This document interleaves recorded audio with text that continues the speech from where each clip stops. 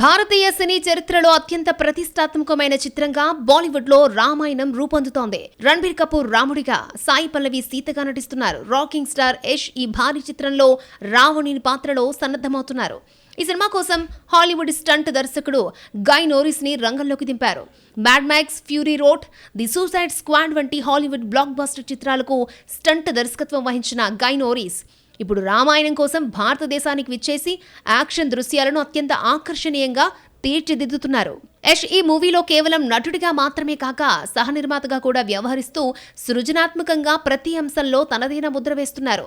రావణుని పాత్రను కొత్త కోణంలో అత్యంత శక్తివంతంగా చూపించేందుకు ఆయన అవిశ్రాంతంగా కృషి చేస్తున్నారు. ఆయన పాత్ర యాక్షన్తో నిండి ప్రేక్షకులను ఆశ్చర్యపరిచేలా ఉంటుందని అంచనా వేస్తున్నారు.